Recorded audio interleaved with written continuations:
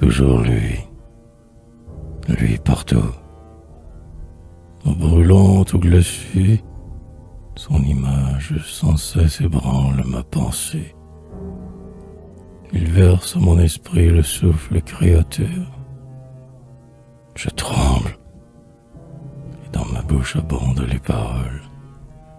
Quand son nom gigantesque, entouré d'auréoles, se dresse dans mon verre de toute sa hauteur. Là, je le vois, guidant le but au banc rapide. Là, massacrant le peuple au nom des régicides. Là, soldats, aux tribuns arrachant leur pouvoir. Là, consuls, jeunes et fiers, amaigris par des veilles, que des rêves d'empire emplissaient de merveilles, pâle sous ses longs cheveux noirs. Puis, empereur puissant, dont la tête s'incline, gouvernant le combat du haut de la colline, promettant une étoile à ses soldats joyeux, faisant signe aux canons qui vomissent les flammes, son âme à la guerre armant 600 000 âmes, grave et serein, avec un éclair dans les yeux. Puis, pauvre prisonnier, qu'on raille et qu'on tourmente, croisant ses bras oisifs sur son sein qui fermente, en proie aux jolies villes comme une ville criminelle, vaincu, chauve, courbant son front noir de nuages, promenant sur un roc où passent les orages, sa pensée, orage éternel.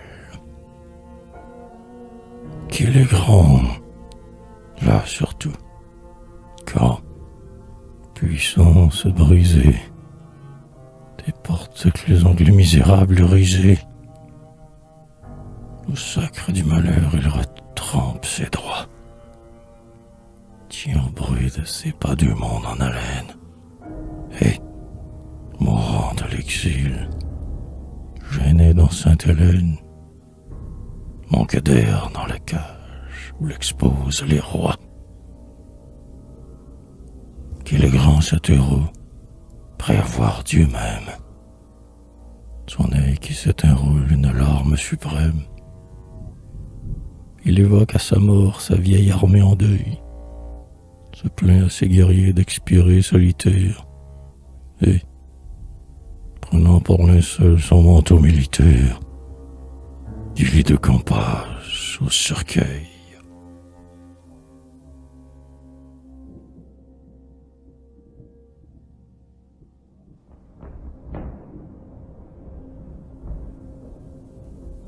À Rome, où du Sénat hérite le conclave, à l'Elbe, au mont blanchi de neige ou noir de lave,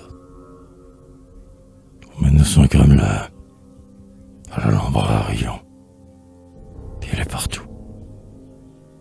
Au Nil, je le rencontre encore.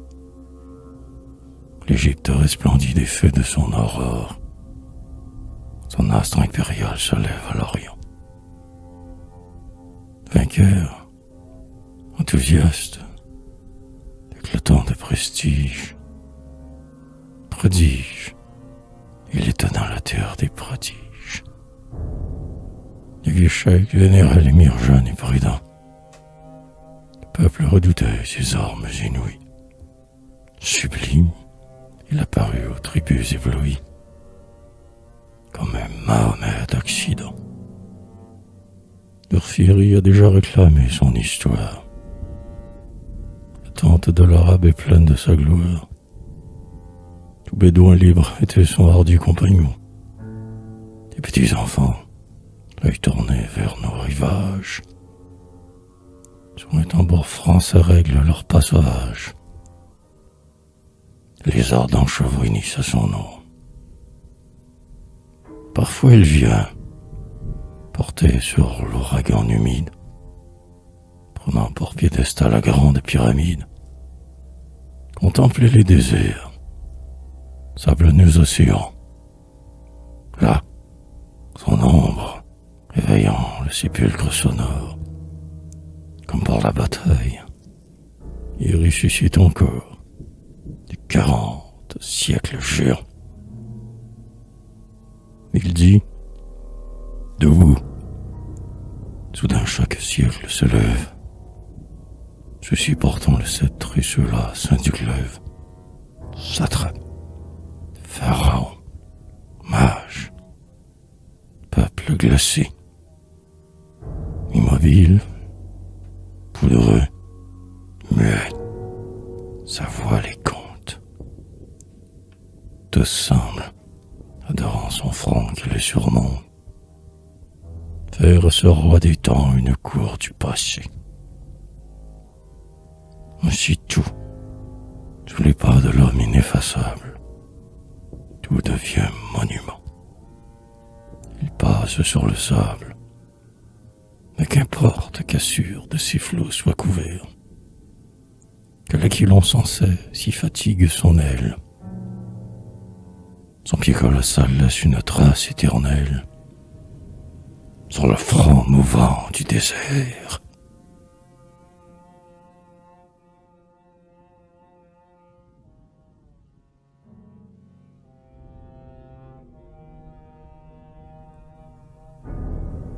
Histoire, poésie, il joint du pied vos cimes.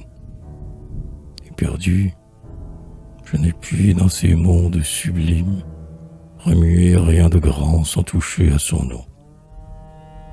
Oui, quand tu m'apparais, dans le culte ou le blâme, les chants volent pressés sur mes lèvres de flamme. Napoléon, soleil dont je suis le même nom. Tu domines notre âge, ange ou démon, qu'importe. Ton aigle dans son vol, haletant, nous emporte. L'œil même qui te fuit te retrouve partout. Toujours dans nos tableaux tu jettes ta grande ombre. Toujours Napoléon, éblouissant et sombre, sur le seuil du siècle debout. Ainsi, quand, du Vésuve explorant le domaine, de Naples à Portici, l'étranger se promène, lorsqu'il trouble, rêveur, que c'est pas important, les chiens, siffleur embaumant l'onde heureuse, dont le bruit, comme un chant de sultane amoureuse, semble une voix qui vole au milieu des parfums, qui hante de Paestum l'auguste colonnade, qui écoute à Pozzol la vie sérénade, chantant la tarentelle au pied d'un mur toscan, qui l'éveille en passant cette cité momie, Pompéi, corps gisant d'une ville endormie, saisi un jour par le volcan, qui l'heure au Posilip avec la barque agile, tout le brun marinier hante tasse Virgile, toujours sous l'arbre vert, sur les lits de gazon, toujours il voit, au sein des mers et des prairies, du haut des caps, du bord des presqu'îles fleuries, toujours le noir géant qui fume à l'horizon.